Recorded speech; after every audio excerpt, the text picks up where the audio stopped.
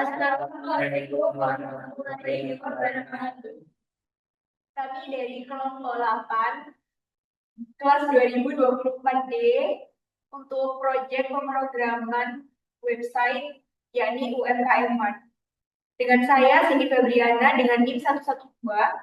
Dan saya Nuris Maulaya dengan NIM 1. Saya bisa diambil NIM 135. Saya Jessica dengan NIM 118. Nah, selanjutnya saya akan menjelaskan apa itu UMKM Mart. Jadi di proyek akhir pemrograman website ini kita membuat UMKM Mart, yakni Sistem Manajemen Operasional dan Marketing. Jadi ini tuh website yang digunakan untuk orang-orang atau masyarakat yang mempunyai UMKM, yang di dalamnya juga terdapat banyak fitur-fitur yang berguna untuk UMKM. Dan di sini juga ada dua role. Role-nya itu yang pertama itu ada admin dan yang kedua itu ada kasir. Dan next-nya nanti akan dijelaskan kedua role tersebut, terus akan dijelaskan mengenai struktur database dan juga struktur kode. Selanjutnya di sini saya akan menjelaskan websitenya dari role admin. Jadi di sini ada beberapa fitur-fiturnya yang dimiliki oleh admin. Jadi yang pertama ini ada halaman dashboard. Jadi di halaman dashboard ini memuat berbagai menu seperti penjualan, omset, total produk, dan juga stok yang menipis. Nah, stok yang menipis itu bisa muncul kalau misalkan stoknya sudah minimalnya 5. Terus juga ada total pelanggan dengan member terdaftar.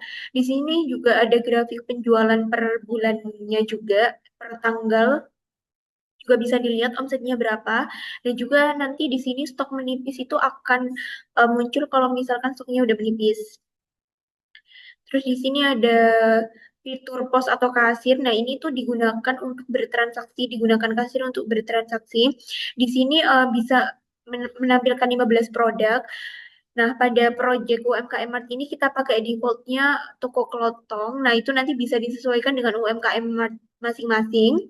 Nah, di sini kita pakai toko kelotong dan di sini tuh ada nama-nama produknya, terus juga di sini ada keranjang belanjanya. Nah, di sini kalau misalkan sudah pilih produk, ini nanti bisa melakukan metode pembayaran dan lain sebagainya. Lalu di sini ada halaman produk. Nah, ini tuh produk yang eh, dimiliki oleh UMKM Mart ini. Jadi di sini ada total 15 produk, ada 5 kategori. Nah, kategorinya ini bisa dipilih dan di menu admin, di role admin ini kita bisa melakukan aksi. Nah, ini kita bisa melakukan edit produk. Jadi kalau misalkan mau di edit produknya juga bisa. Misalkan stoknya jadi 50.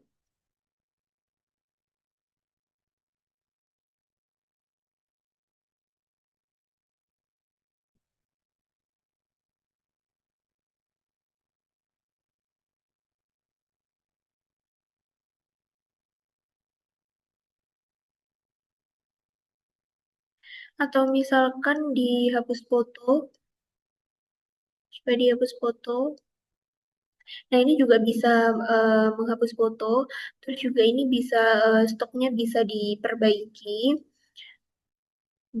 Terus juga di sini ada halaman transaksi. Nah, di sini ini tuh riwayat transaksi yang sudah dilakukan oleh pelanggan. Di sini juga ada total transaksi, total selesainya, total omset, dan juga dibatalkan ada berapa.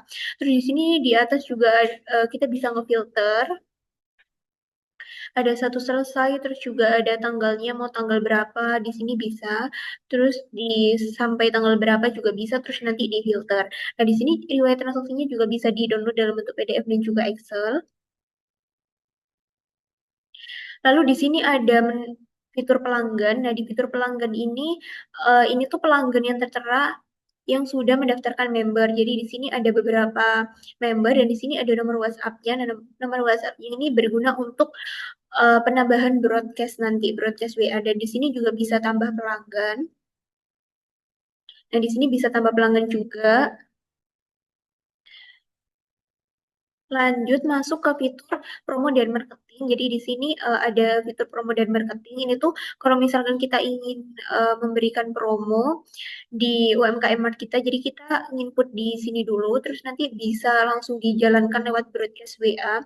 Jadi kalau misalkan mau dikirim di broadcast WA nanti otomatis, nah dia masuk ke halaman template pesan dan juga ada pilih cara kirimnya. Nah pilih cara kirim ini ada kirim satu persatu dan juga ada lewat saluran WhatsApp seperti itu. Selanjutnya di fitur laporan di sini pada bagian atas terdapat bulan yang digunakan untuk memilih periode laporan yang ingin ditampilkan. Setelah memilih bulan, pengguna dapat menekan tombol tampilan untuk memuat data laporan sesuai periode yang dipilih. Selain itu tersedia tombol Excel dan PDF yang berfungsi untuk mengekspor laporan sehingga dapat disimpan atau dicetak. Selanjutnya terdapat ringkasan informasi bisnis berupa total omset, total transaksi, dan total pengeluaran laba bersih. Total transaksi yang berhasil diselesaikan sebanyak 50 transaksi, total pengeluaran sebesar 707.000 dan laba bersihnya 6.947.400. Informasi ini memberikan gambaran singkat mengenai kondisi keuangan usaha. Di bawah terdapat grafik omset harian yang menampilkan pendapatan setiap hari dalam bentuk diagram batang. Grafik ini memudahkan pengguna untuk melihat hari dengan penjualan tertinggi maupun terendah. Pada bagian berikutnya ditampilkan daftar produk terlaris.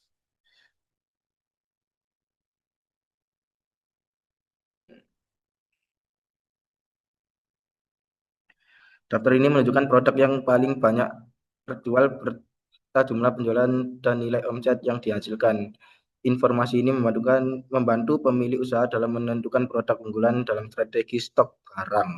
Di sebelah kanan terdapat grafik pengeluaran kategori yang menampilkan distribusi pengeluaran berdasarkan kategori tertentu. Dengan adanya grafik ini, pengguna dapat mengetahui bagian pengeluaran terbesar sehingga lebih mudah dalam melakukan pengelolaan biaya operasional.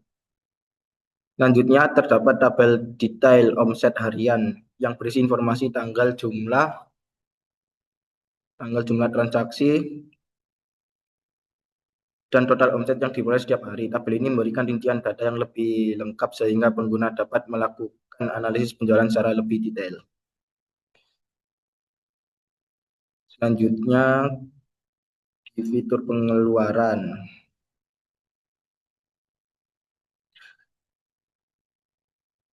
Halaman pengeluaran digunakan untuk mencatat, mengelola, dan memantau seluruh biaya yang dikeluarkan oleh usaha. Fitur ini membantu pemilik usaha dalam mengontrol arus kas dan mengetahui penggunaan dana operasional secara lebih terstruktur. Pada bagian atas terdapat fitur pencarian dan fitur yang dapat digunakan untuk mencari data pengeluaran berdasarkan keterangan kategori maupun periode tertentu. Dengan fitur ini pengguna dapat menemukan data pengeluaran dengan lebih cepat dan mudah. Di sebelah kanan terdapat tombol tambah pengeluaran yang berfungsi untuk menambahkan data pengeluaran baru ke dalam sistem. Pada bagian ringkas ditampilkan total pengeluaran bulan ini yaitu sebesar 707.000 pada bulan Juni di tahun 2026. Informasi ini memberikan gambaran cepat mengenai jumlah biaya yang telah dikeluarkan selama periode tersebut. Dan di bawahnya terdapat tabel data pengeluaran yang berisi beberapa informasi penting yaitu tanggal pengeluaran, kategori, keterangan, jumlah, nama pengguna yang mencatat data tersebut. Selanjutnya di pengaturan, di sini ada informasi profil, nama lengkap, alamat email, dan bisa disimpan perubahan. Terus ada keamanan akun, password saat ini bisa mengganti password, dan mengonfirmasi password baru. Terus zona berbahaya. Ini terdapat user kasir yang dimana kita ada tampilan registrasi, kemudian kalau sudah mengisi nama lengkap, email, password, dan konfirmasi password, kita bisa masuk di sini untuk login. Nah, oke. Di sini untuk loginnya sendiri, kita kita masukkan email dan password, kemudian ada ingat saya dan lupa password apabila user tersebut lupa dengan passwordnya. Oke, kita masuk. Oke, nanti kalau sudah dia akan ada notifikasi change your password sebagai uh, kayak security guard-nya. Oke, kita klik oke. Terus di sini ada halaman dashboard. Pada halaman dashboard sendiri terdapat di sisi panel kiri itu ada navigasi bar, yaitu ada dashboard, pos kasir, produk, transaksi, dan pelanggan. Nah, untuk di dashboardnya sendiri dia ada informasi-informasi pada atas sini. Ada penjualan hari ini yang terjual berapa, transaksi selesainya ada 6. Kemudian omset hari ini penjualannya itu ada total penjualan omset hari ini 832. Terus ada stok menipis, ini 0. Apabila ini tuh stok menipis apabila dia minimalnya sampai 5 stoknya, nanti dia akan ada pemberitahuan di sini apa barang apa saja yang perlu di restock. Misalkan beras itu nanti tambah 1, kalau misalnya minimalnya dia udah 5. Terus kemudian di bawahnya sendiri itu ada tadi stok menipis, itu sama kayak informasi yang di atas. Terus ada buka pos kasir, ini mulai transaksi baru, ada lihat produk dan riwayat transaksi. Nah, kemudian kita lihatnya dari ini aja ya, penjelasan lebih lengkapnya di navigasi bar.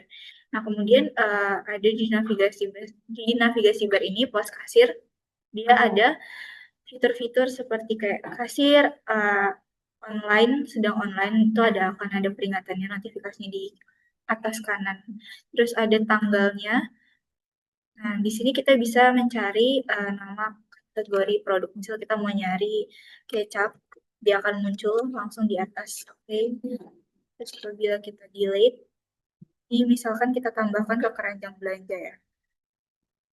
Nah, di pos kasir ini kita bisa milih barang-barang apa aja yang mau kita beli, yang mau pelanggannya beli.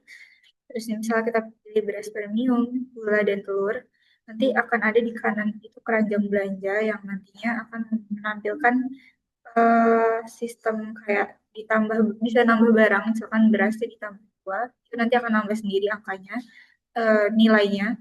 Kemudian di sini akan ada penotalan.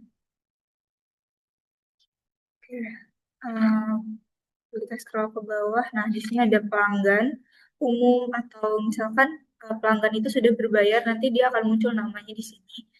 Terus kalau misalkan ini pelanggan Ibu Sari, terus tanpa promo atau promo belanja ini bisa pilih. Nanti akan ada pengurangannya sendiri kalau dia milih promo hemat belanja 10%, terus penotalannya 174, terus ini kita bisa memilih metode pembayaran, ada tunai, transfer, QRIS. Oke. Terus di sini kalau tunai itu bisa uang pas 50.000, 100.000, jadi nanti akan ada kembaliannya atau lain sebagainya. Ini kalau QRIS bisa menampilkan kode QR-nya, langsung membayar 174. Kemudian kalau transfer nanti akan ada nomor referensi dari bank. Ini kalau misalkan kita bayar QRIS, kita bisa memproses pembayarannya.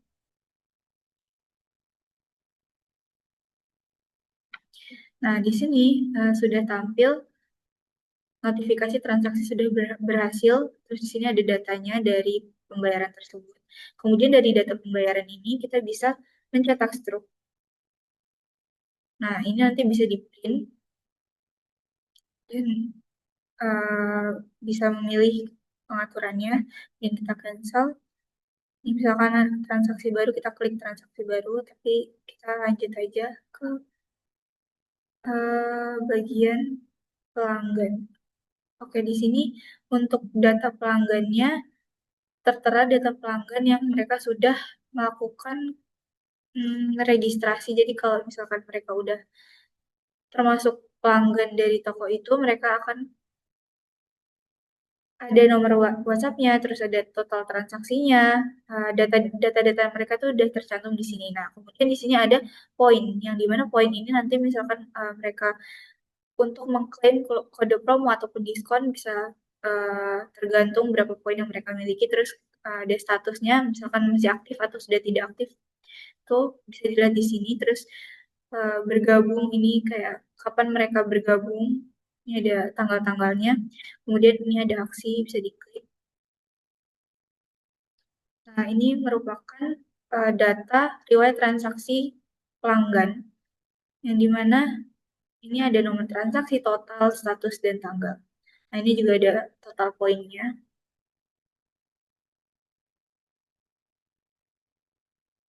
Oke, kembali di sini ada transaksi.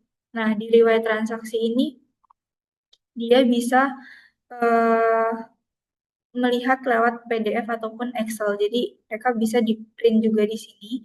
Terus mencari nomor transaksi sama seperti yang tadi, nanti akan langsung muncul datanya. Terus ada ini filter ya, filter dari tanggal, terus ada status, ada nomor transaksi, terus bisa di reset. Kemudian di sini ada informasi total transaksi, total selesai, dan total omset seperti yang tadi di dashboard. Kemudian juga bisa dibatalkan. Nah, di sini ada nomor data riwayat transaksinya, bisa dilihat. Terus untuk aksi sendiri dia menerapkan CRUD, yaitu create, terus ada reset, update, dan delete. Review, update, dan delete. Maaf. Jadi di sini ada detail, terus ada di print, ada batalkan. Ini kalau misalkan di detail tuh kita bisa melihat transaksi lengkapnya. Jadi di sini ada nomor transaksi, terus info transaksi, ringkasan pembayaran, total, dan item yang dibeli. Terus ada print struknya. Terus kita ke riwayat kembali. Oke, udah. Oke.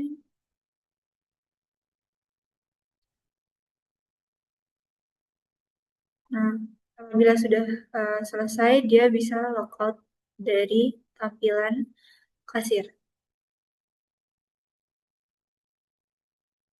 dan akan kembali ke halaman awal. Baik, di sini saya akan menjelaskan untuk database-nya. Di sini tabelnya terdiri dari 16 tabel. Yang pertama ada change log, customer, lalu expense, dan valid jobs, job status, dan loyalty points, migration, password, reset token, product, promosi, and session, transactions, and transaction details. Baik, di sini di tabel change ini menyimpan data sementara yang sering diakses agar tidak perlu query ulang lagi ke database setiap saat, mempercepat performa aplikasi. Lalu kalau kosong berarti change belum diaktifkan atau sudah kadaluarsa. Baik, di sini di tabel change log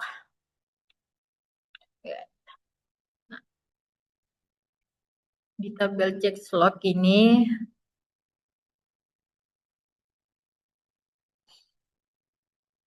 mekanismenya mengunci agar dua proses tidak menulis ke cache yang sama secara bersamaan atau mencegah konflik data dan bersifat teknis dan dikelola otomatis oleh sistemnya.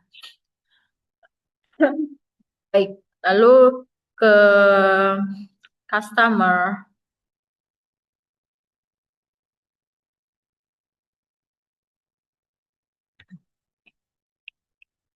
Tabel customer ini dari sistem atau penyimpanan data pelanggan yang terdaftar. Di sini terdapat 6 pelanggan aktif. Tabel ini terhubung ke transaksi, poin loyalitas, dan promo. Lalu ke expense. Iya.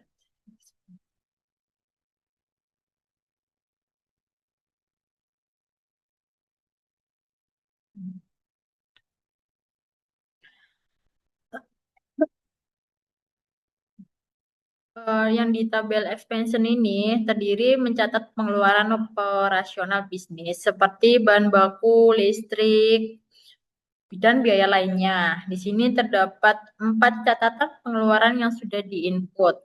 Lalu ke filing job.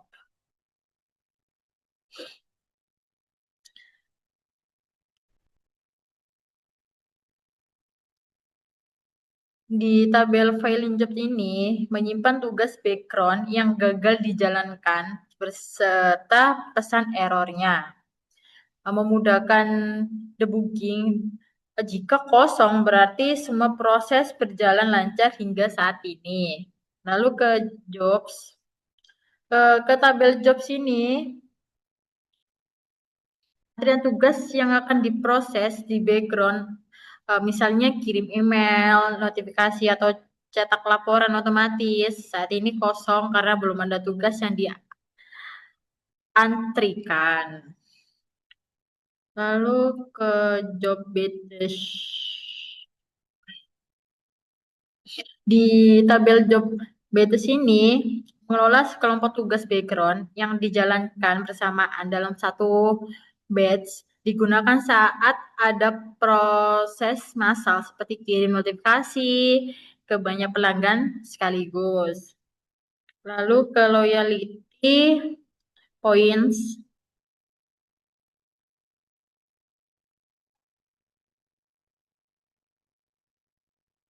Nah, di tabel loyalty points ini mencatat riwayat penambahan dan penggunaan poin reward setiap pelanggan. Dengan 26 baris atau tabel ini, untuk 6 pelanggan, rata-rata tiap pelanggan memiliki 4 sampai 5 riwayat poinnya. Lalu ke migration, ke tabel migration, di tabel migration ini mencatat riwayat perubahan struktur database setiap kalinya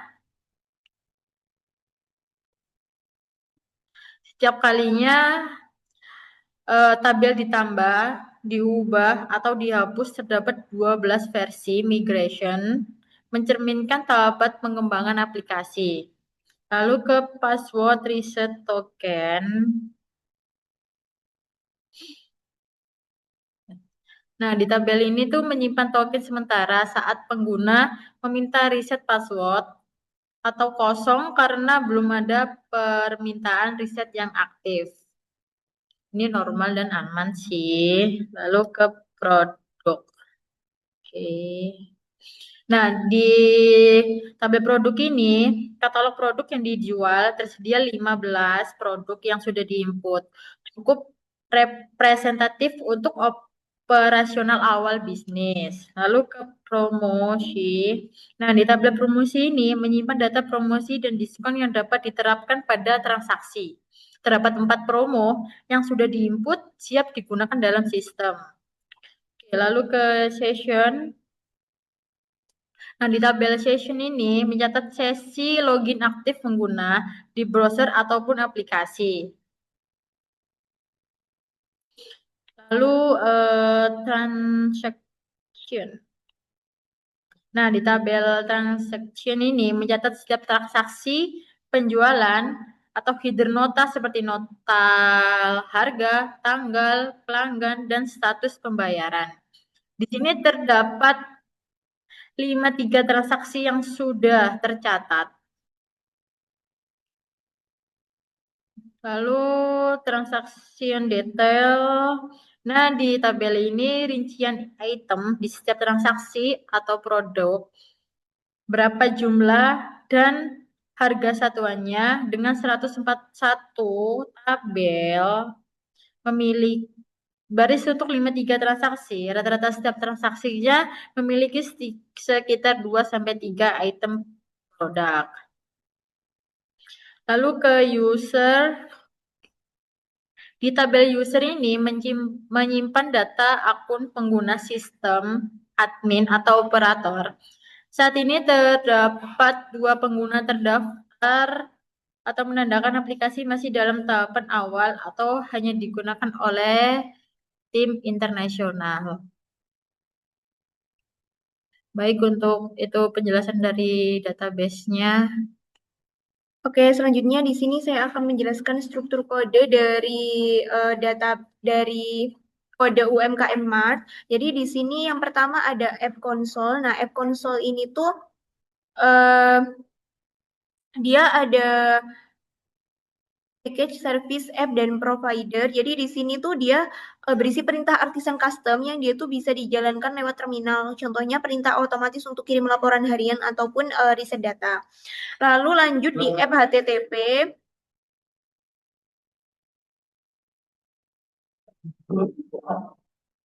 Nah, di ini tuh tadi yang konsol ada download product image, terus lanjut di HTTP. Nah, di HTTP ini tuh ada controller, middleware, dan juga request. Jadi di HTTP ini tuh inti dari aplikasi atau inti dari kode UMKM Mart. Jadi berisi controller yang dia itu kontrolnya ada banyak, ada controller, customer, dashboard, dan lain-lain. Dia itu merupakan logika fitur dari kode UMKM Mart. Lalu ada middleware, jadi middleware itu filter akses. Nah, di dalamnya ada admin. Lalu lanjut untuk request. Request ini tuh validasi form yang semua request dari browser itu bisa diproses di dalam HTTP ini. Lalu untuk logika umumnya ini tuh menggunakan app model. Jadi ini tuh untuk representasi tabel database dalam bentuk kode. Misalkan model user, terus juga customer transaction dan pada app model ini tuh digunakan untuk membaca dan menyimpan data ke dalam database. Ada customer expand, loyalty point, produk, promo, dan lain-lain. Lanjut untuk model database. Nah, di model database ini tuh ada factory, migration, dan juga seeder.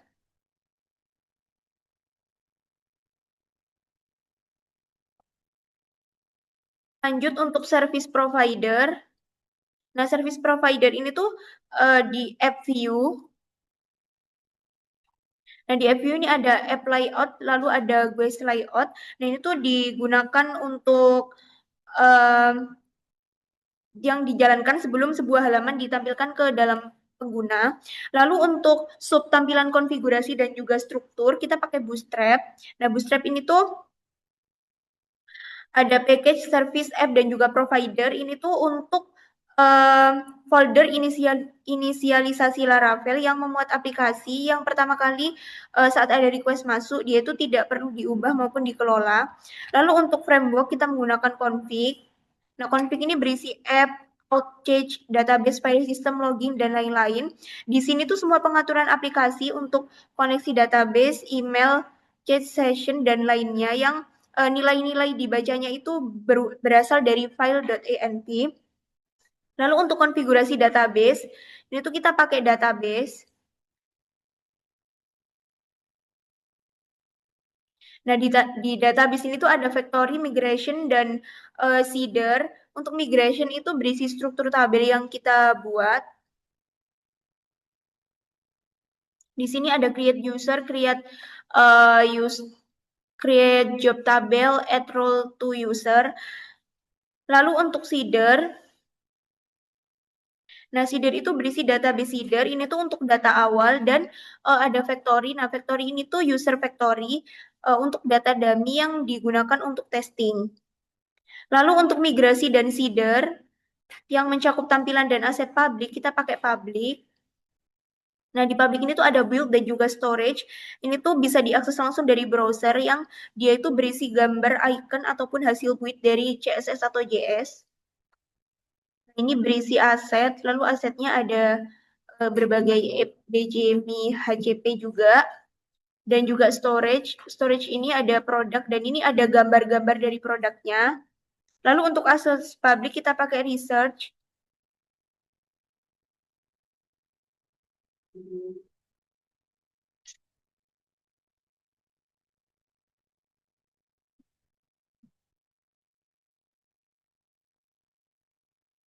Nah, research ini tuh semua file tampilan, jadi seperti HTML, lalu CSS, JS sebelum dikompil, dan disinilah itu tempat-tempat desain-desain dari aplikasi kita. Lalu untuk template dan desain itu kita pakai Roach.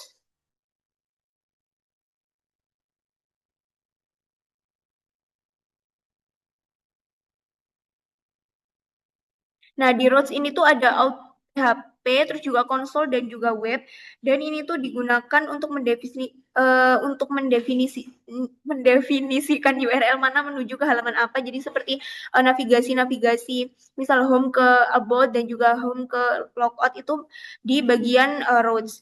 Lalu untuk bagian yang terakhir ENV, nah ENV ini tuh untuk konfigurasi database, username, password, dan APK, dan ini tuh bersifat rahasia karena di dalamnya terdapat APK.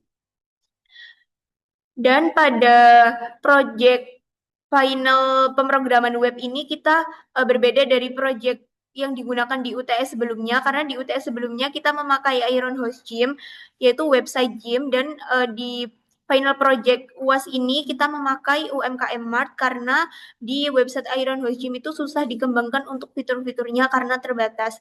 Jadi solusi dari kelompok kami menggunakan UMKM Mart sebagai final project UAS kita, website yang terbaru.